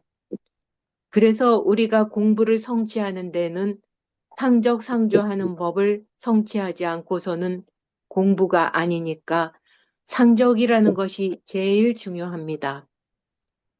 분별망상이 조금이라도 그대로 일어나고 사라지면 상적이 될 수 없고 일체 분별망상이 다 떨어진 대무심지에 들어간다 해도 무분별지라는 조체가 남아있으면 상적이 아닙니다.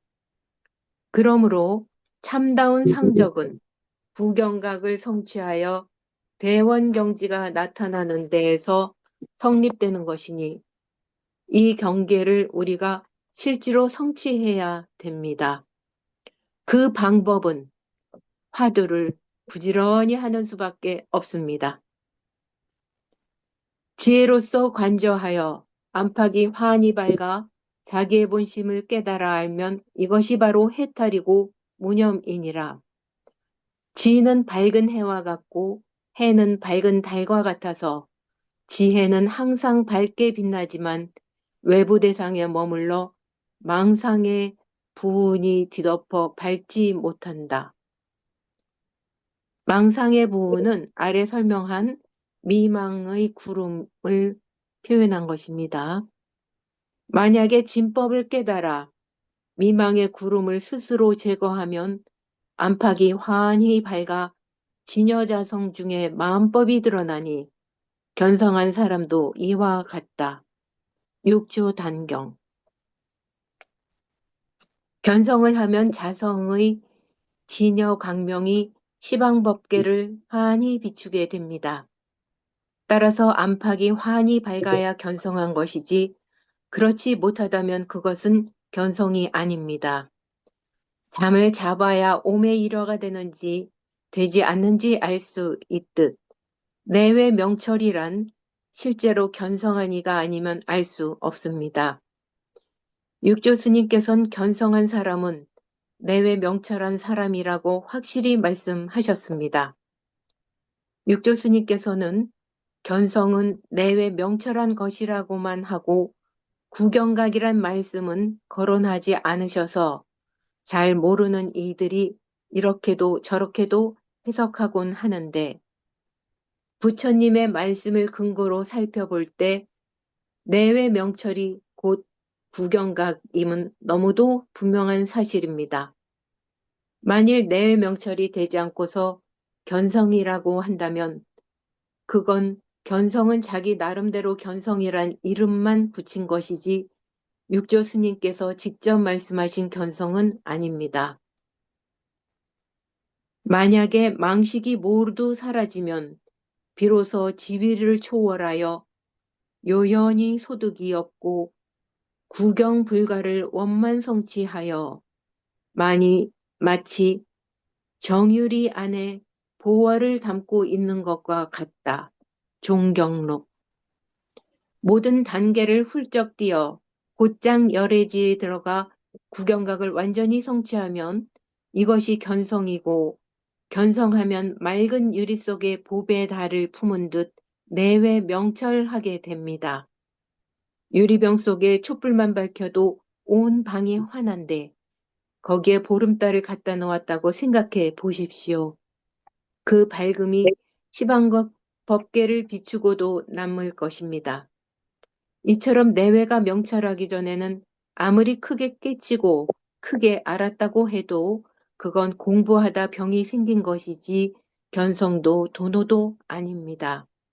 그러니 부처님과 조사스님의 말씀을 불문하고 구경각을 성취해야만 견성이지 그러기 전에는 견성이 아니라는 것은 우리 불교의 철칙이라 하겠습니다. 만일 여기에서 조금이라도 벗어난 주장을 편다면 그런 이설은 불교가 아니고 그런 사람은 불제자가 아니라고 단언합니다.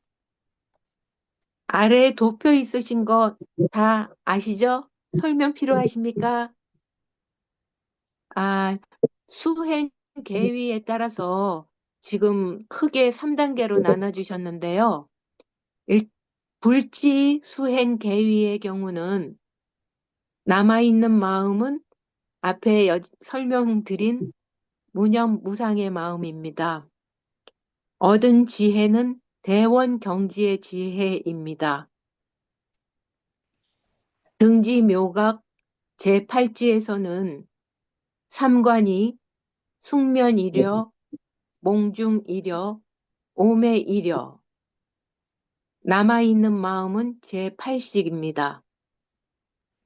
남아있는 번뇌는 근본 번뇌 3세, 얻은 선정은 멸진정입니다. 얻은 지혜는 평등성지, 이거는 의식 감각이 모두 끊어진 삼매의 경지를 말하죠. 묘관찰지를 말하고 있습니다. 그리고 불지와 지금 등각 사이에는 사중 득활이라고 있습니다. 우리 공부에서 배운 바이죠. 사중 득활 설명 제가 메모한 거 읽어드릴게요. 죽은 자리에서 다시 살아나야 한다는 의미를 말합니다. 백천간도 진일보, 은산철벽 투가, 팔 아래아식의 근본 미세한 번뇌, 마저도 사라져야 합니다. 즉, 내가 있다는 착각을 완전히 비워낸 것입니다. 어디에도 분별 망상의 집착을 떠나고 무에 자제한 삶을 사는 것입니다. 즉, 중도의 삶을 사는 것입니다. 제7지 이하는 삼과는 몽중이려, 동정이려 상황입니다. 남아있는 마음은 제7식과 제6식, 또 전 5식이 포함됩니다. 남아있는 번뇌, 지말번뇌 6추. 지말번뇌 6추는 무명과 내가 있다는 아상이 있는 것입니다. 즉, 무명에서 나오는 거친 마음의 작용을 6가지를 말하는데, 탐, 진, 치, 교만, 의심, 사땡, 견해. 이게 지말번뇌 6추 해당되죠. 얻은 선정은 무상정입니다. 얻은 지혜는 성소작지입니다. 이상입니다. 네, 윤전주 도마님, 하셨습니다. 견성 본질에 대해서 같이 읽고 또 설명까지 잘해 주셨습니다. 일단 수고하셨습니다. 감사합니다. 혹시 공부 윤전주 시간, 도마님은 네, 도마님하고 같이 토론했으면 좋겠다 하는 어떤 주제거리가 있으시면 말씀해 주시면 좋겠네요. 네. 저는 이 대원경지가 엄청 매력 있는 우리 추구하는 반대, 우리 도반님들 대원경지에 대해서 한 말씀씩 들려주세요. 예, 저는 아직 동정이루도 잘 안 됩니다. 자, 윤영주 도반님께서 대원경지에 대해서 여러 도반님들 의견도 듣고 싶다 하셨는데요. 도표가 있는 상태에서 제가 지금 말씀드려 보면 지금 불지해서 대원경지부터 이렇게 설명을 해 주셨는데 어떻게 보면 뭐 굳이 단계를 따지는 건 아니지만 특히 선에서는 그죠? 제일 아래 이제 제7지 이하의 여기서부터 시작했을 때 우측에 있는 얻은지혜라는 것은 우리가 부처님의 사지, 즉 지혜라고 볼 수 있거든요. 그래서 우리가 지금 화두하면서 하는 동정이러가 됐을 때는 아직 제6식의 어떤, 번뇌가 아직 남아있는 상태에서는 얻는 지혜는 아직 없다, 그죠? 우리가 의식에서 일어나는 일이기 때문에 그 동정이러에서 좀 더 올라갔을 때 우리가 몽중이러, 오매이러, 오매이러를 크게 숙면이러와 몽중이러로 나누잖아요, 그죠? 그 몽중이러는 꿈속에서조차도 화두가 성성적적하는 상태. 그러면 숙면이러는 자나 깨나 어, 또 마찬가지 그 화두가 성성적적하게 일어나는 상태인데 그래서 성소작지 즉 몽중일해에서 우리가 얻을 수 있는 지혜는 성소작지라 그러는데 이건 어떻게 보면요 우리가 중생을 이롭게 할 수 있는 즉 자비를 실천할 수 있는 그 지혜가 발현되는 상태가 되고요. 등강묘각이 되는 숙면일어의 상태를 우리는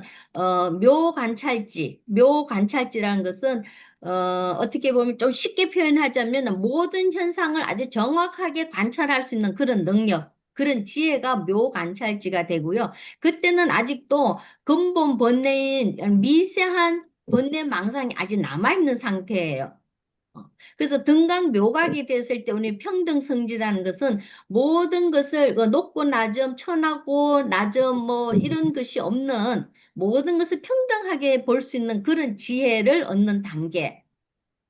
를 말하는데 보통 우리가 등강묘각이 되면 뭐 깨달음이다 하는 것은 우리가 여러분들 조금 이미 계속적으로 해서 지도자반 있으신 분들은 우리가 해오와 정오에 대해서 배웠을 거예요. 그죠? 해오라는 것은 우리가 이론적으로 어떤 깨달음을 얻는 상태를 해오, 이해할 해자 써서 하고 정오라는 것은 정득해서 그 깨달음을 내가 체험하고 중도라는 것을 스스로 깨쳐서 나가는 상태, 즉 완전한 견성 성불이 되는 것을 우리가 정오라 그러고 그것이 바로 도노고 깨달음이거든요.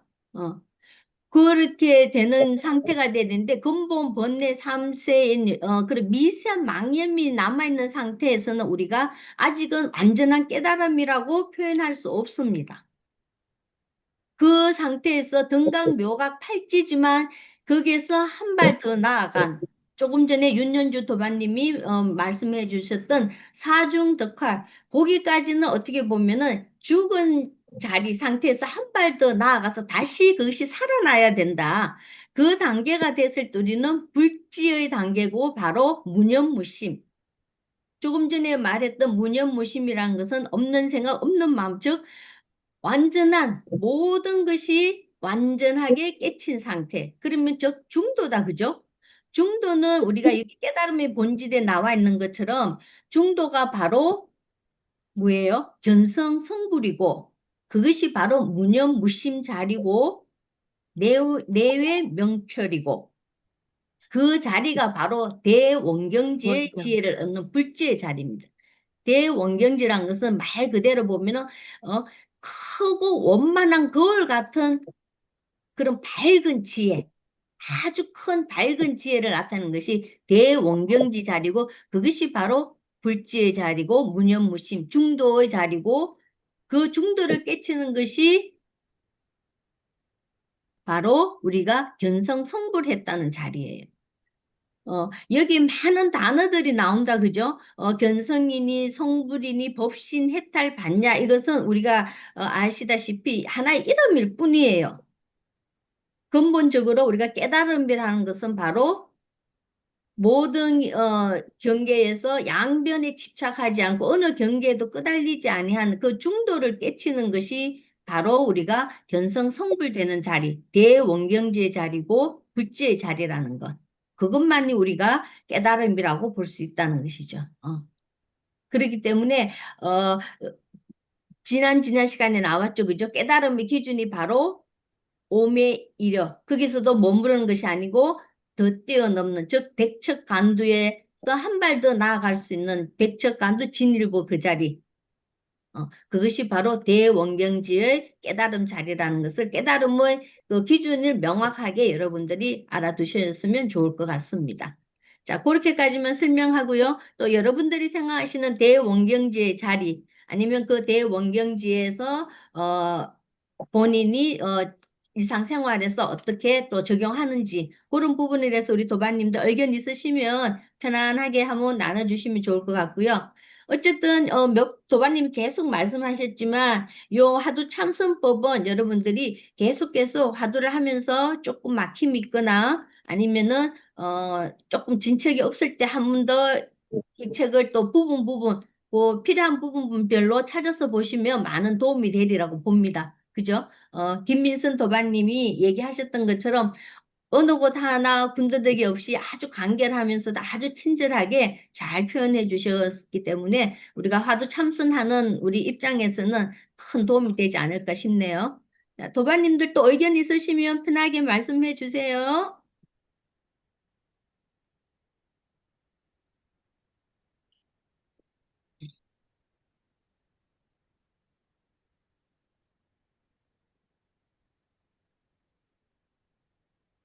음, 어떠신가요? 지금 우리가 화두도 하고 또 지금 현재 조금 전에 교재 중에서 계속 도노이토 요문론이라는 그 책의 출처가 계속 나오잖아요, 그죠?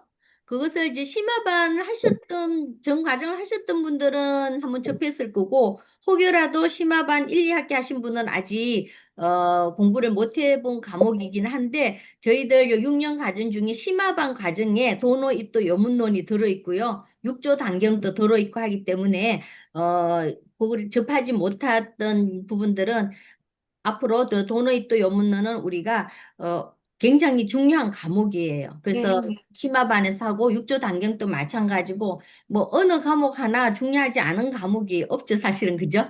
우리가 성 공부하면서 우리 생활선 명상센터에서 이거 공부하는 그 6년 과정은 항상 말씀드리지만 충분한 이론 하에 또 하두로 참고해가고 또 조사 의록을 매주 이렇게 한 번씩 하고 또 특히 겨울 방학 때 100일 법문 특강을 듣고 함으로써 자기가 선에 대한 또 이거 견성 성불에 대한 얘기뿐만 아니라 중도 정견을 세우는데 굉장히 큰 역할을 해주리라 봅니다. 그래서 항상 말씀드리지만 우리가 중도 연기에 대한 그 정견이 확연하게 선다면 어떤 경계가 오더라도 조금은 우리가 쉽게 넘어갈 수 있는, 즉, 그 힘이 될 수 있는 것이 우리가 화두라는 방편을 가지고 훈련을 하는 거예요. 그죠?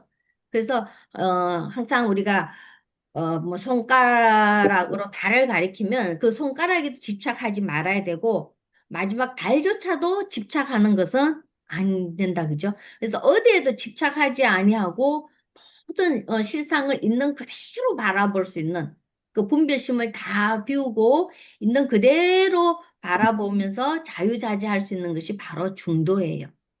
그래서 그 중도를 저는 항상 강조하지만은 일상 자기 자신뿐만 아니라 일상생활에서 더 나아가서는 그런 중도 연기에 대한 정견이 바로 지혜예요.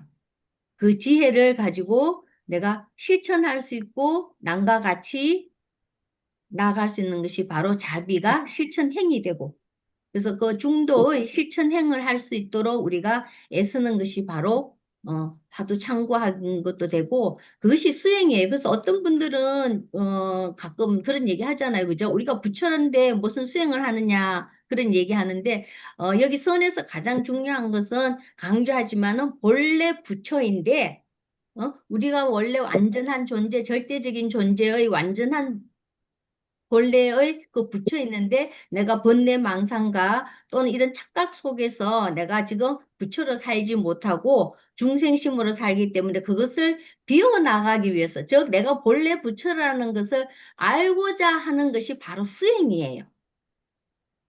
그 중생이 닦아서 내가 중생이니까 수행하고 닦아서 부처가 되는 그런 것이 아니고 내가 본래 부처 있는데 그런 분별망상 또 차별심 항상 이분법적인 사고에 갇혀 있는 나 자신을 부처라는 것을 찾아가는 본래 내 자리를 찾아가기 위해서 하는 것이 바로 수행이다. 그렇게 생각하시면 될 것 같아요. 그래서 중요한 것은 내가 본래 부처라는 그 믿음을 가지시면 화두하기도 조금 더 수월하지 않을까 싶네요.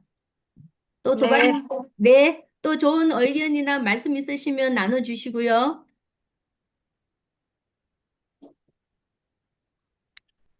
화두하는데 이 책이 많은 도움 되죠? 네. 예. 여기 그 도표에서는 뭐 네네. 수행 계위라는 게 요게 이렇게 나오는데 네네. 우리가 정견의 입장에서 볼 때는 그 뭐 계위라는 것도 이런 것도 뭐 그런 그렇죠. 차제 그런 자리가 없는 것이다 아닙니까? 그죠? 그러니까 네네. 대응 교, 경지라는 이 교리적인 이 표현 네, 말씀도 우리 마음의 이제 근본 자리가 이제 깨닫고 나면은 그런 이제 교리적으로 표현을 이렇게 했다 하는 그런 내용을 이제 좀 참고하면 되지 않을까 저는 개인적으로 그런 생각도 있고요. 그 마음의 본심, 근본 자체가 이제 다 깨달아지면은 크게 둥글고 밝은 그런 경지가 된다. 이제 그렇게 저는 또 이해하고 넘어가면 될까요? 네, 세진도반이 아주 좋은 그 지적해 주셨어요. 여기서 수행 계의가 나와 있는 것은 어떻게 보면 선의 입장에서 보면 이거는 맞지 않죠, 그죠? 그 요 수행 계의라는 것은 우리가 환경에 나오는 그 52단계 있죠. 그것을 기초로 해서 이렇게 만들어 놓은 것뿐이지 세진도반님이 표현하신 것처럼 우리 선에서는 어떤 수행 체계가 따로 있는 건 아니다, 그죠? 일초직입 열애지라 그러잖아요. 그렇지만 일초직이 멸해지긴 하지만 그 깨달음의 기준은 그때도 오매 일회가 돼야 된다는 거. 아주 좋은 지적을 해주셨고 잘 표현해 주셨어요. 맞습니다. 예. 그 이제 교리적으로 52개의로 이렇게 표현해 놨다는 것만 아시면 되죠. 예. 그리고 깨달음의 기준은 오매 일회라는 거. 예. 또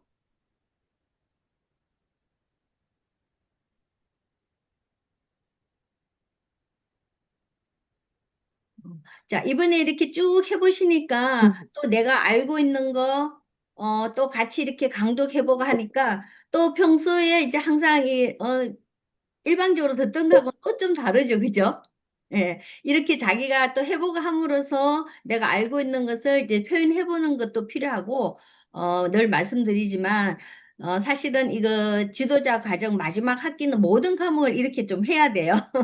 좀 어렵긴 하지만, 그렇게 함으로써 이제 자기 공부도 되고, 또 서로서로 또, 탁마하는 힘도 길러지고 하니까, 그 점 한번, 생각해보, 또 이 교재는 말씀드린 것처럼, 이제 여러분들이 이제 현재 화두도 하고 있고 또 인문 심화 과정에서 다양한 어록을 통해서 이제 그 화두에 대해서도 어느 정도 개념이 서 있기 때문에 이런 방법으로도 이제 해보는 겁니다. 자, 어쨌든 이제 다음 주가 이제 마지막 수업이고요. 그래서, 이제 마무리 정리하면서 화두에 대해서 한 번 더 되새겨보는 시간으로 마무리하겠습니다. 혹시 오늘 다른 의견 없으신가요? 아무튼 이 책이 참 좋은 책이라는 거. 네. 저도 그 대승기신호를 하긴 했거든요.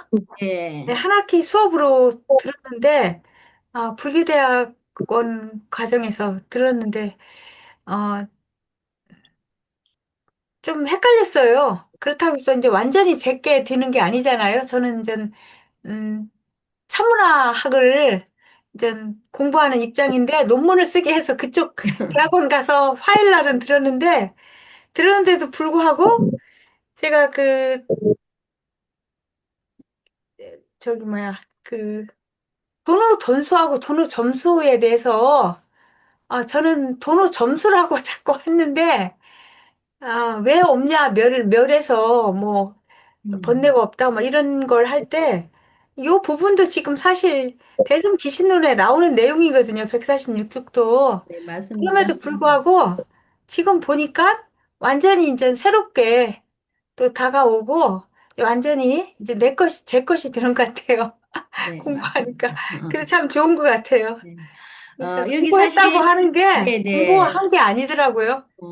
다들 이제 뭐 교리적으로 또는 교학 아니면 다양한 경전을 통해서 많은 공부들을 하시는 네. 분들도 이제 많으시잖아요. 그죠? 네. 저희 이제 생활선 명상센터에 오셔서 공부하시는 분들이 하시는 말씀이 공통점 중에 하나가 뭐가 있냐 하면 이런 각각을 공부했었는데 그것을 완전히 하나로 네. 깨어지는 그런 느낌이 든다. 즉, 뭔가 조각조각 공부했던 것이 지금 다 맞춰져서 하나의 어떤 것을 만들어 나가는 그런 공부가 된 것 같아서 참 좋다는 말씀을 도반님들이 많이 하세요. 공통으로 얘기하시는 부분이 하나예요.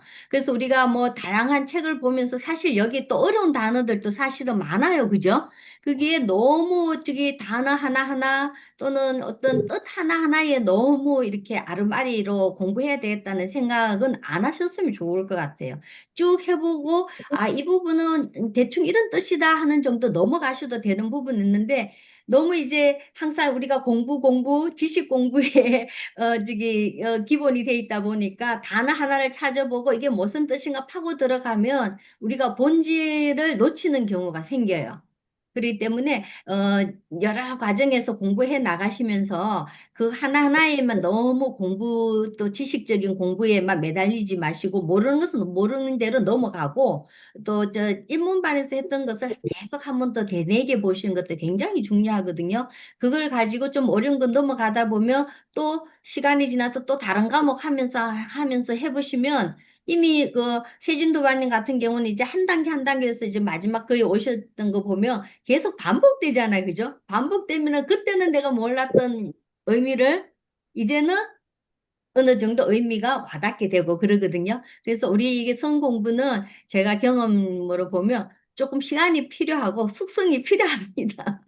내가 아무리 그렇죠. 지식적으로 또는 뭐 글을 잘 쓰고 또는 표현을 잘한다 할지라도 이게 시간이 조금 필요하니까 우리가 하도하는 것은 항상 조금 내지 말고 될 때까지 또 굳이 안 되더라도 하는 과정에서 내 생활에서 조금씩 남을 생각할 수 있고 실천해가고 선한 영향을 준다면 여러분들이 공부하는 큰 의미가 있지 않을까 생각합니다.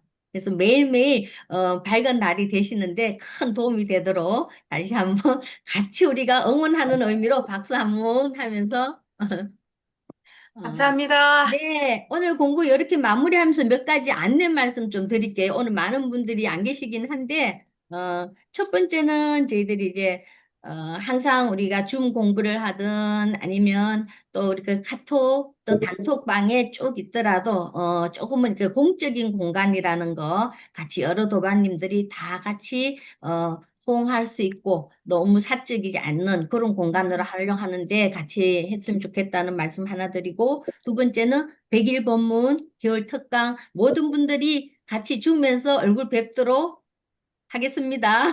네, 감사합니다. 네. 입금했습니다.